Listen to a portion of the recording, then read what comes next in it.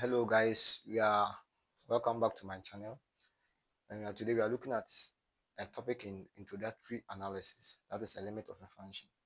A function is made up of three objects, two sets and a rule, where the rule takes elements in the first set, and then the first set we call it the domain, and maps it to a unique element in the second set, that is the codomain. What it means is that if a set A, so we have a set A, takes element from this one and marks it to a unique element in B. So for instance, if I have A, B, C, then I have a rule that will take element from A into, let's say, a unique element in B. That is, all the elements have exactly exactly one exactly one partner in the B. So if I have A maps to D, and let's say C maps to B maps to F, and then C maps to E, then we are saying that this is a function. Now, this particular definition, we've done it over and over and over and over in our previous classes. But today we are looking at the definition of a limit of a function. Now, when we say a limit of a function, what does it mean? So we are looking at the definition of a limit of a function, and we are saying that we say f of x approaches the limit L. So we say f of x approaches a limit L,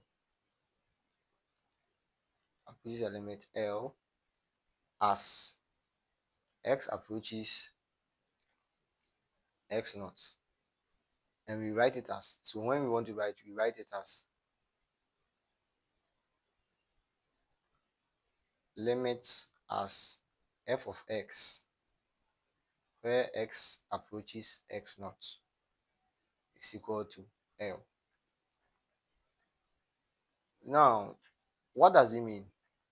If we say f, if we say f is defined on some dilated neighborhood of x naught, then for every epsilon greater than 0, there exists a positive number. So there exists a positive number,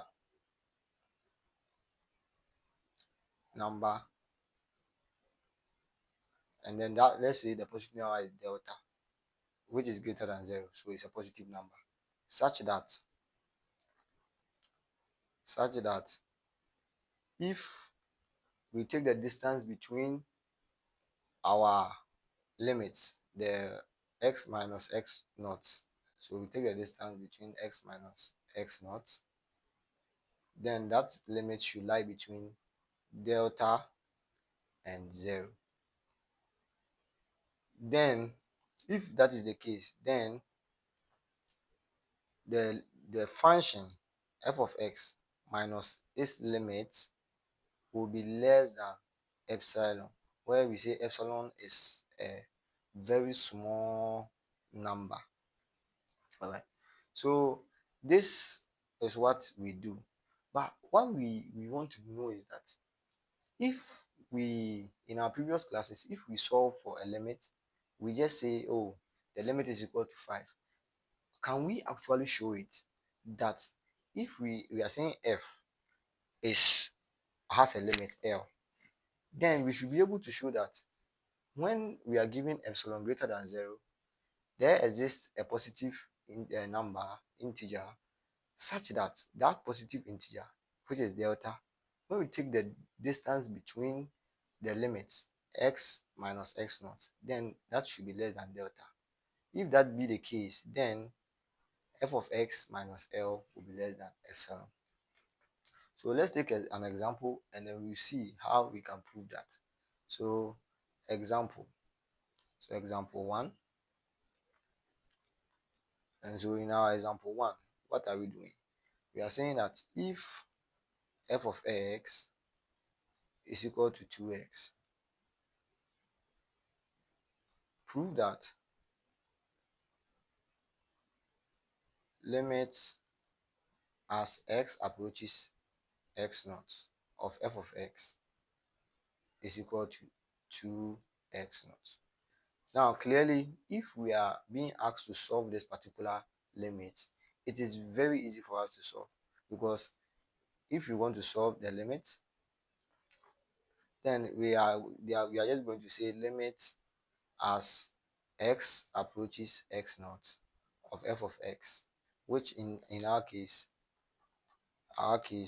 is in our case it is 2x, right? Then what do we do? Because it's a polynomial, we just substitute x naught inside and we get 2x naught. Now in the analysis class, there is no way someone is going to ask you to solve this one. They will ask you to, they can ask you to solve it, all right, but this one is too easy for us to solve. So what we do is that the question is saying that we should prove that truly, if this one is equal to 2x naught. So what do? We will use the epsilon delta proof. So the epsilon delta proof. So what do? For us to prove that limit of x as x approaches x naught is equal to 2x naught, then what we have to do is that the first thing, we state the rule, or we state the preamble. So given epsilon greater than 0, there exists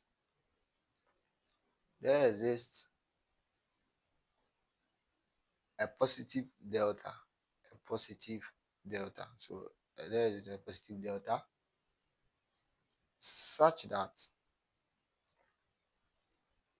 that if we take the distance between x and x naught, that will be less than what?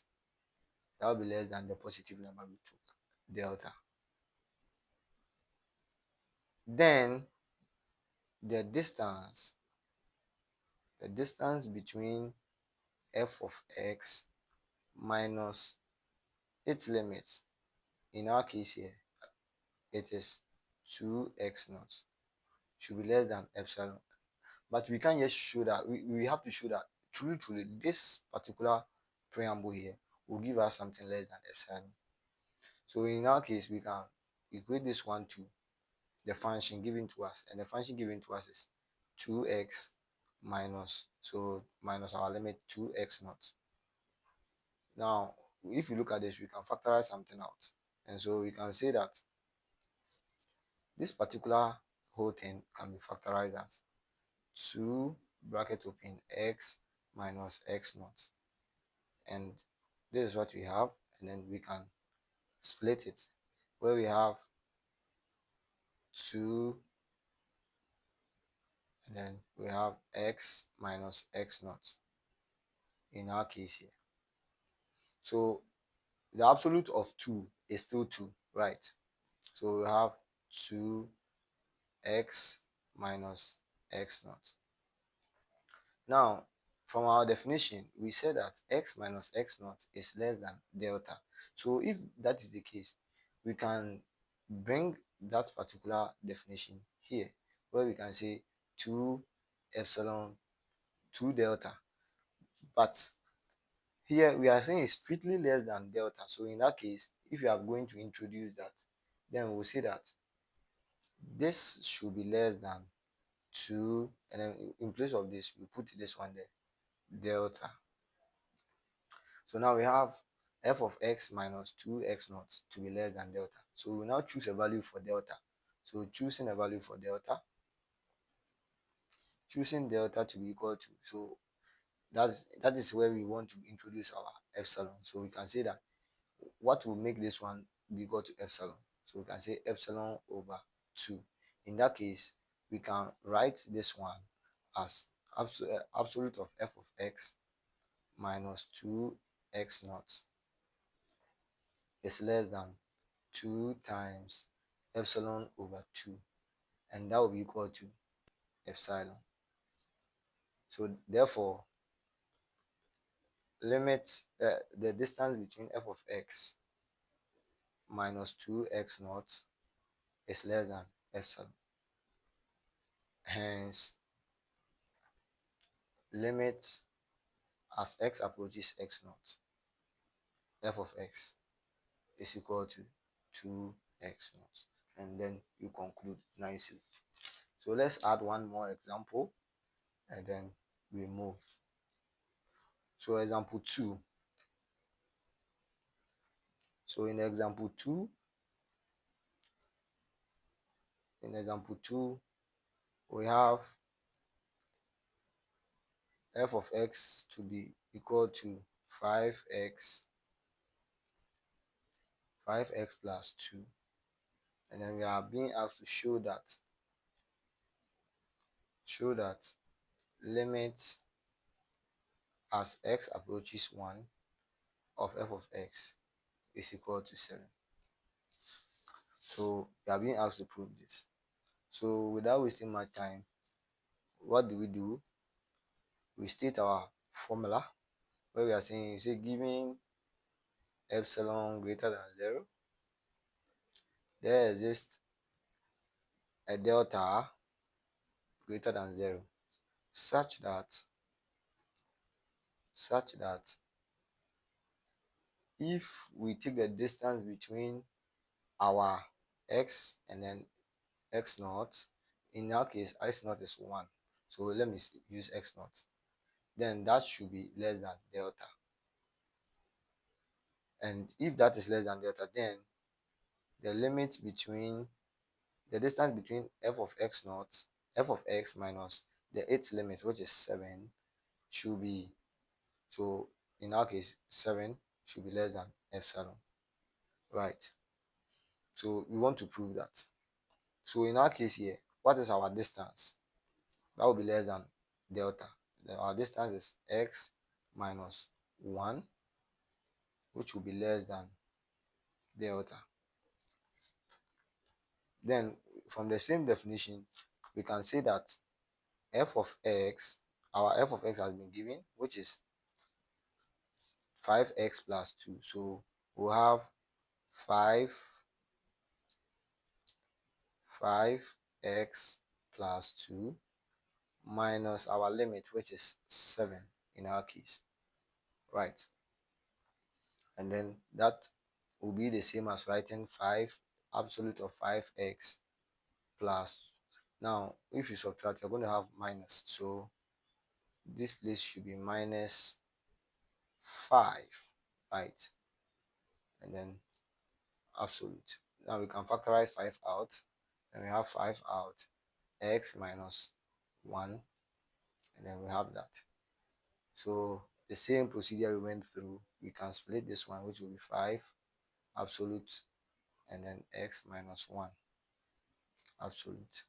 Now the absolute of 5 is 5, and then the absolute of x plus 1, which we are going to make an assumption here, which is x minus 1 is less than delta, so we put delta here. So if you are putting delta, just remember that the sign changes, becomes that, so we have 5 delta. Now we choose a value for delta, so choosing delta to be equal to epsilon over 5, then what do we have?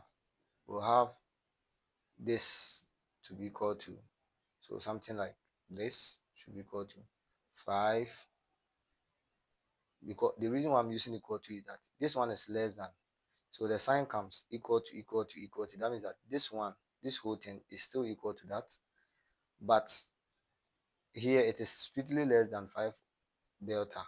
So but this one I can't say this one is less than that, because I'm just doing a replacement. So this one is equal to that, and that will times epsilon over 5. Then we do the cancellation, that will give us epsilon. So therefore absolute of f of x minus its limit L is less than epsilon. Hence limits as x approaches 1 of f of x is equal to 7. Alright, so that is that. We will take another question that looks like a fraction, and then we move. So let's take a question like that. Alright, so let's take a question like this one. I will take so example 3, and that will be the last example in this example 3. That will be the last example for this particular session. So we are saying that we are giving a function. So you should they say we should prove that the limits as x approaches 2 of x cubed minus 4 all over s squared plus 1 is equal to 5, sorry, is equal to 4 on 5. So as we know, we go through our process. We are saying that given epsilon greater than 0, there exists a delta positive such that if we take the distance between the limits they are given, where x can approach, that is the distance between x minus 2 should be less than delta.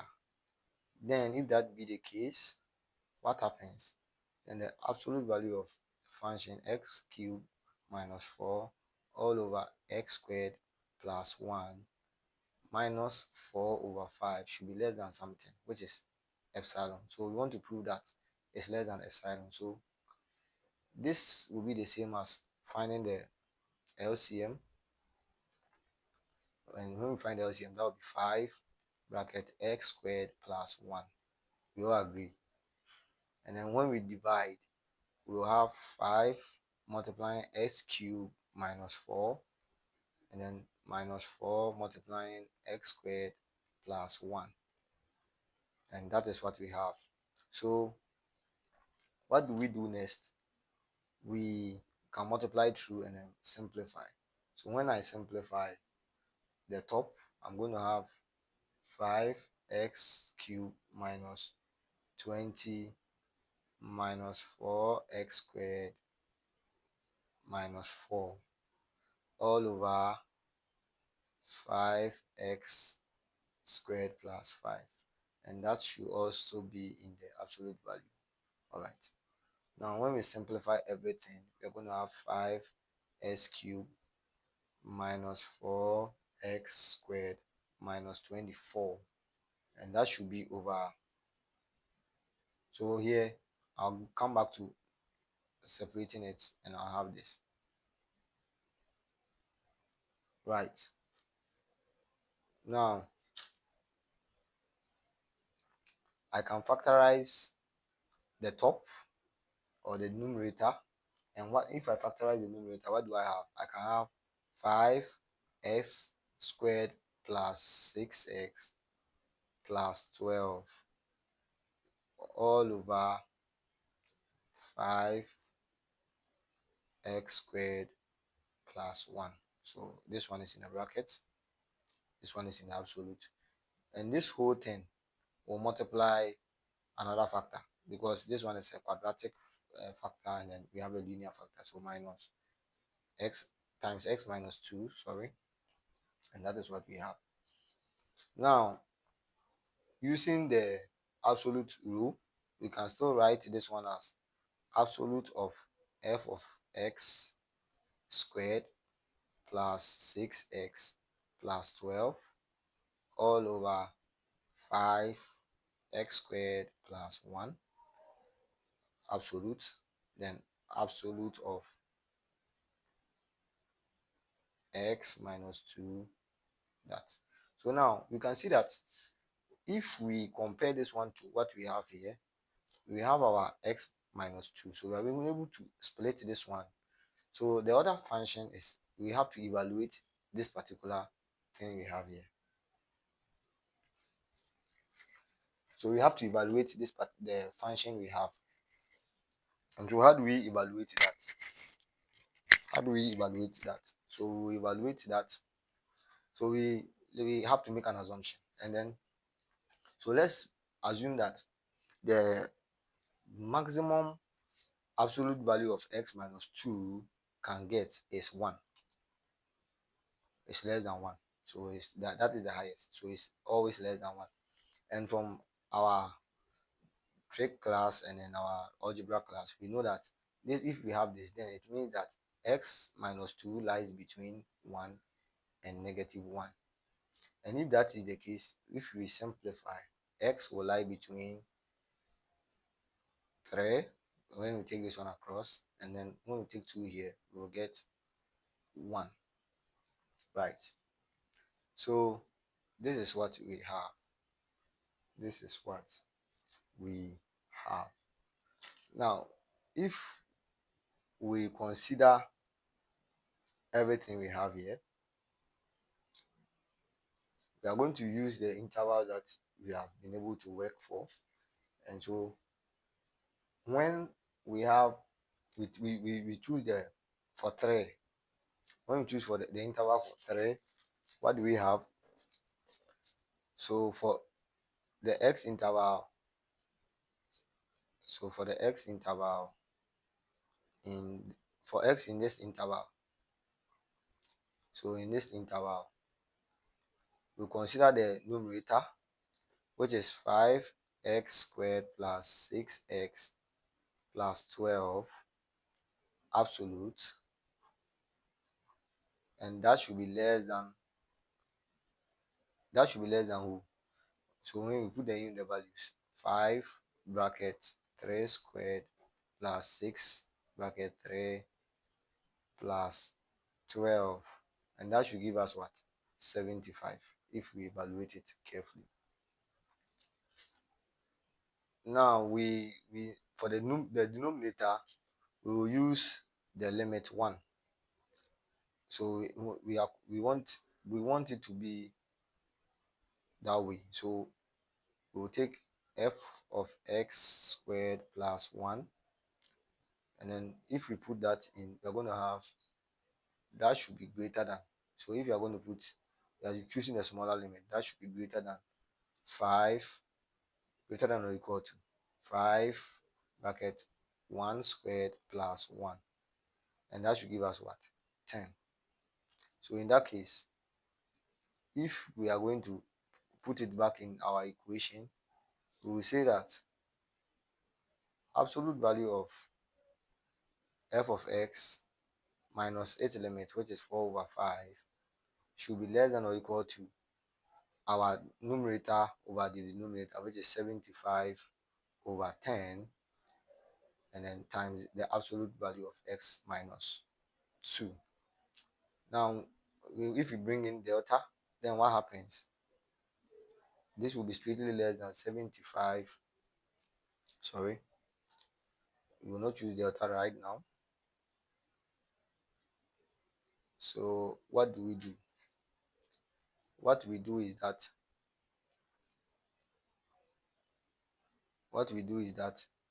we have to choose a value for delta. So what do? We'll choose a value for delta. So choosing value for delta, we will say delta. Now we made an assumption, plenty assumptions, and in our assumptions, what are some of the things we did?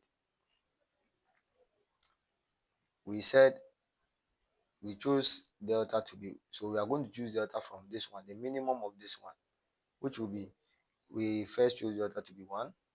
We chose, and then we can choose a delta to be epsilon, and then we chose a delta to be 3. So sorry, let's use this one. So delta to be 3. Now we can, before we close this bracket, we can solve what we have here. We can simplify it, so we can have that one to be equal to, or this one is still less than or equal to, when I simplify, I have 15 over 2 absolute x minus 2. So we choose a value for this one from our minimum. And so if we put delta here, what are we going to do so that we get all of this one to be epsilon? We choose epsilon over 2 epsilon over 15, if you all agree. And so if we do that, and we substitute it back, we're going to have f of x minus 4 over 5, and that should be less than 15 over 2 times 2 over 15 epsilon, and that should give you epsilon. All right, I hope this video is helpful. Please subscribe and share so that your colleagues will also see and then also get an A in this course. Bye bye.